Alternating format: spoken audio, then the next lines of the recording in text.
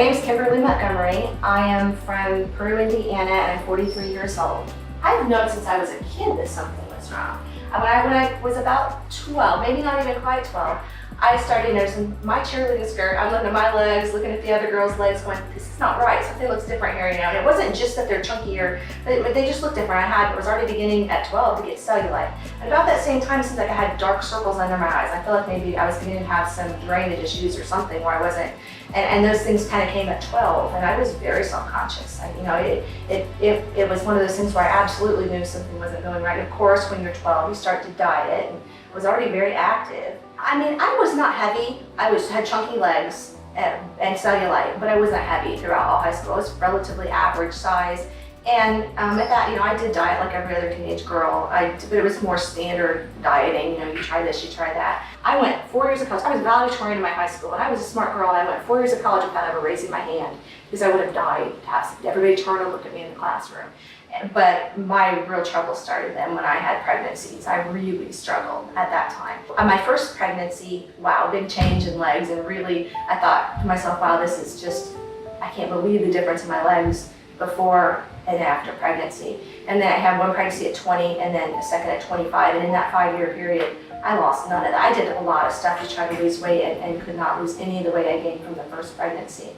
And after the second pregnancy, I did discover low carb, and that helped a lot. And I also discovered just absolute starvation. I spent the next 5 years starving myself and eating nothing, maybe having an iced tea a couple times a day, drinking, and that was it, or having just one salad a day, and that wasn't even every day. And then after my third pregnancy, that's when things kind of exploded. And at that point, it didn't matter that I was starving myself. My weight would go steady for a little while, and then some unknown thing, up 5 pounds, and then steady for a little while, and then up another. It was like climbing a staircase, and it was an out of control, terrible, scary feeling, because you knew you were doing everything. If you were eating nothing and you could gain weight, and you knew something was going on. So that's why I began to internet research this all the time, trying to every supplement, everything I could think of to do to try to lose weight.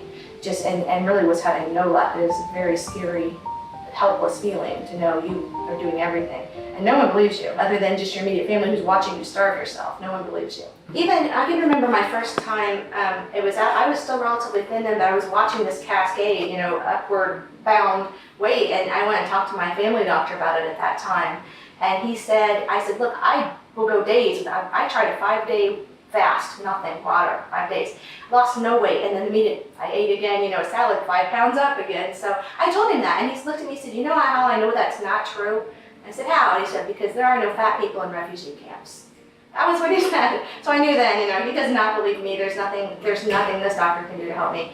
So you continue to starve yourself and gain weight. So, that was one of my experiences. Then after I got a diagnosis, this last year, I went to see an allergy specialist thinking, okay, I'll check for food allergies and see what's going on there. And I told him I have lipedema, and he said never heard of it. So he popped it up on the internet, Wikipedia of all things. And he said, well, it's not a real disease. That's just a new trendy disease that fat women have made up so they have an excuse. That was what he told me. So it's just so disappointing when you walk away and you feel very alone. You don't have anybody that's going to help you at all. Nobody believes you. And you feel embarrassed and just humiliated. When you don't have a doctor's helping you, then you start trying to realize you're going to be the boss of this. You're going to have to try to own it. I started just actively researching everything. I've spent so many hours trying to find out what's wrong with me, and I would find little pieces of the puzzle. I figured out somewhere along the line, way before I knew about lipedema, compression was going to be something I needed. I just hadn't got the right compression because I hadn't gotten with the right doctor. And so when I was searching the internet one day, and I saw these 3 pictures of legs, and the middle one looked like my legs. I'm like, oh my goodness, that looks like my legs. And I clicked on it, and it was a website telling me about lipedema, and I read for the next week. That's all I did was read and study and try to figure out what I might do to help myself. And I got to thinking the best thing I could do is get a diagnosis. I needed to know for sure, and I flew to Tucson and met with Karen Herbst and to get my diagnosis.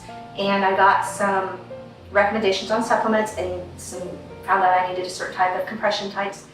And those things have helped me a lot, and that was my beginning of my journey, even though I surely knew there was something wrong since I was 12. So 20 years, it took me 20 years to get a diagnosis. I wanted to do everything I could, because some of the pictures people who get really advanced lipedema are scary, and I don't want that to be me in 10 or 20 years. So I want to do everything I can to try to help myself now while I still have the best chance of having a good outcome. I mean, I'm an active person, I work, I want to continue to do those things. And when reading about it, some of the reading is a little negative. You feel like there is no solution and we need to find solutions. So for me, I was concerned about what would happen to my mobility later if I don't do something now. Would I still be able to walk? Would I get knee pain to where I would have so much pain I couldn't walk? At this point, I'm just very hopeful because having a name and knowing exactly what's wrong means that I'm at least a part of the way toward finding some kind of a cure and solution. So, and you get one chance at life, and I'm so tired of having this affect me. I would love to be in a place where it's not every day a part of my life. It's not the first thing I think about when I get up in the morning. Yeah, it's not going to affect every decision I make. It's not going to hold me back at work because I don't want to go for promotions because I don't have to talk in front of people or be, and I spent my entire life hiding behind other people in pictures and not trying to blend in so nobody sees me. I have actually felt better since I had a name to put on it. At some point, I think I've forgiven myself just a little bit for everything I never did wrong in the first place. Thank you. Thank you for giving me a name for it.